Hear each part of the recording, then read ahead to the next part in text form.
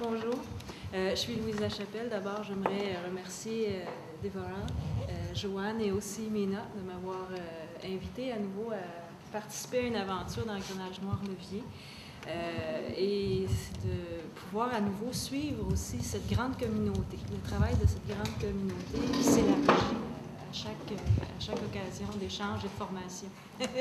Parlez plus fort, oui, pardon. Non, c'est pas le trac, c'est l'émotion de l'affirmation de Joanne. On va tantôt présenter un peu nos rôles dans cette aventure, mais j'aimerais prendre le relais là, du lien personnel avec le sujet, tout simplement en parlant assez brièvement de ce que je fais. Je travaille depuis plusieurs années sur la maison, sur une réflexion sur la maison, sur comment on habite, sur la coexistence, comment on habite ensemble à partir d'une réflexion sur la maison.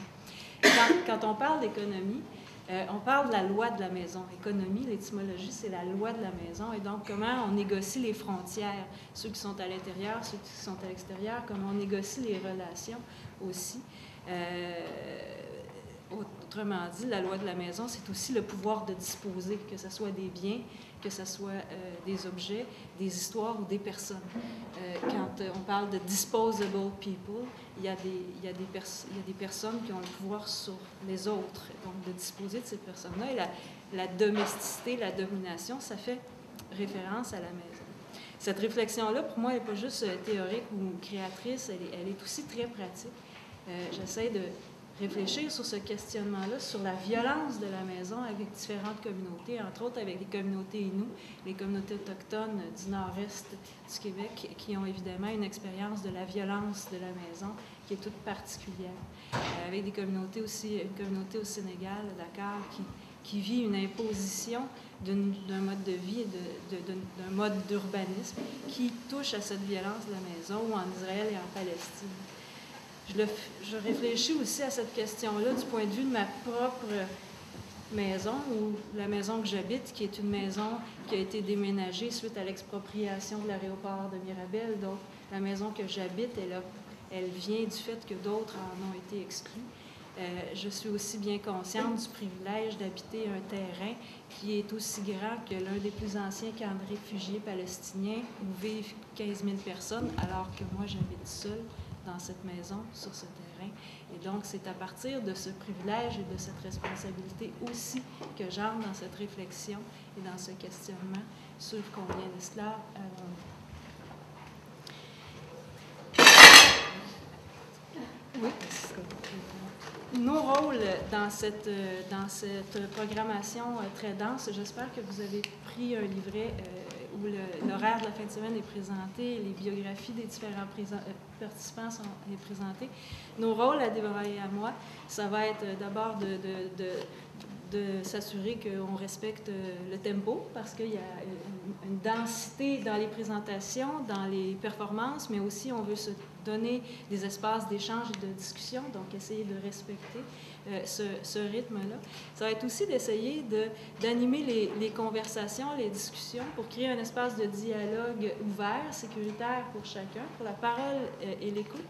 Et aussi d'essayer de maintenir le cap sur une orientation de réflexion. Donc, je vais d'abord parler des petites informations plus techniques qui font qu'on va être bien ensemble ici, puis ensuite peut-être mettre en évidence cette grande orientation-là vers laquelle on va constamment revenir dans les échanges et dans les discussions pour essayer de développer notre vision de ce grand questionnement. Alors, tout à l'heure, on a parlé de la langue, donc de la possibilité de s'exprimer en anglais ou en français. Et j'aimerais que Pénélope et Dominique puissent se lever, juste pour permettre aux gens de les identifier. Donc, Pénélope, qui est là-bas, et Dominique, qui est ici. Alors, au moment des présentations, parce que les présentations de ce soir vont être en anglais, s'il y a des gens qui sentent le besoin d'avoir une traduction chuchotée, on pourrait faire des petits groupes et Pénélope et Dominique vont traduire de l'anglais vers le français. On demandera à ce moment-là aussi aux présentateurs d'être compréhensifs là, pour ajuster le rythme de leur présentation aux traductions qui vont se passer. Il y a aussi les toilettes, si vous l'ignorez, qui sont derrière la cuisine là-bas. Quand on va rentrer tout à l'heure dans la salle, on vous demanderait de rester dans la salle pour toute la durée de la performance et des présentations. Si vous avez à sortir de l'espace ici, s'il vous plaît, utilisez les portes qui sont prévues et non pas les sorties de secours, parce que les sorties de secours sont amorcées avec une alarme, et donc on va déclencher l'alarme, ce qu'on ne souhaite pas faire inutilement, bien entendu. I will just repeat that in English. Yes, please.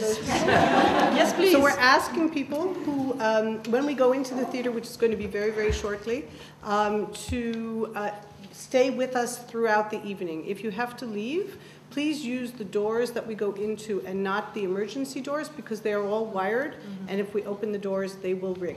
Okay.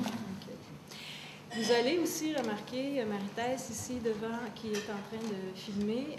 Il va y avoir aussi au cours de la fin de semaine Nika. Nika, où es-tu? Nika est rentrée, qui va aussi filmer. Il y a Geneviève qui prend des photos. Il y a Alex qui va faire de l'enregistrement audio et un blog en accompagnement de la fin de semaine. Il y a des formulaires de consentement que vous avez été invités à signer pour autoriser les gens à vous filmer, à vous photographier ou à vous enregistrer. Si vous n'avez pas consenti ou si vous n'avez pas donné votre avis à ce sujet, je vous demanderai d'aller signer les formulaires qui sont là. Vous pouvez accepter ou refuser d'être enregistré ou photographié. Dans le cas où vous refusez, et si vous voyez la caméra se diriger vers vous, que ce soit celle de Geneviève ou de Marie-Thèse, s'il vous plaît, leur rappeler que vous préférez ne pas être filmé. On va un peu procéder de la même manière pour les interventions à l'oral. I'm going to just do that in English. Yes. So as you see, Maritis is here in the front with a video camera. We've got a tape recorder here on the front. Geneviève is here with still photography. We're recording all of this material. Eventually it will be on the blog. We'll be working with it. There are students who are here as part of their courses doing internships. They will have access to that material. So we've asked you all to sign a release form permitting us to have your voices and your participation on tape. If you do not want to sign that agreement, you're certainly free to refuse, obviously. If that's the case, please make yourself known to myself or to Louise, and we'll make sure that we inform our crew so that you will not be filmed. But please know that your audio will be there, and if you do not want it to be used in documentation, we will make sure to strike that. Okay, so that's really important that we all feel safe, that we can express ourselves. If you don't want to be recorded, we will respect that. En terminant, avant qu'on entre dans la salle pour entendre d'abord Jason et Chimemwe, juste placer la ligne de réflexion qu'introduit la question thème, une ligne de réflexion vers laquelle on va constamment revenir. Tout à l'heure, Déborah et moi, on a essayé d'ouvrir cette ligne-là en la dépliant en morceaux. Bien sûr, avec la question « Combien d'esclaves avez-vous » et le sous-titre « L'art et les économies d'exploitation passées et présentes », il y a un lien qu'on essaie de tracer entre une situation historique et un état contemporain, l'actualité, le monde d'aujourd'hui. Donc ça, c'est un premier élément sur lequel on va constamment revenir, essayer de voir comment il y a des continuités, des ruptures, des transformations au niveau de ces exploitations, de ces économies d'exploitation. Mais bien sûr, c'est pour en venir à une prise de conscience. Donc, un deuxième élément de cette question, c'est comment sommes-nous impliqués? Où est-ce que ça nous touche? Où est-ce qu'on est aussi partie prenante de ces économies? Parce qu'on en bénéficie, parce qu'on les reproduit, parce qu'on les aggrave, parce qu'on veut les transformer, et ainsi de suite. Et bien sûr, parce qu'on est dans un contexte lié à la démarche d'engrenage noir et levier, la question suivante est liée à l'art et à la culture. Quel est le rôle ou quels sont les rôles que l'art et la culture jouent par rapport à ces économies d'exploitation passées et présentes? Est-ce que l'art peut sensibiliser? Est-ce que l'art peut créer de la mémoire, créer de la guérison? Est-ce que l'art peut aggraver des situations? Est-ce que l'art peut les effacer, les rendre invisibles? Et ainsi de suite. Donc, quel est le rôle que l'art joue, que la culture joue par rapport à ces économies d'exploitation?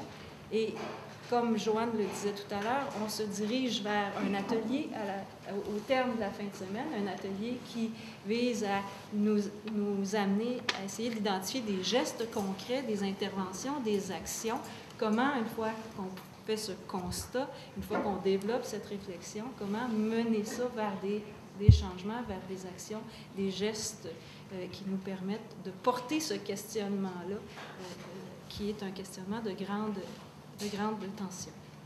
Donc, c'est cette ligne qu'on va essayer de développer avec vous dans les échanges, dans les discussions avec les différents intervenants et participants.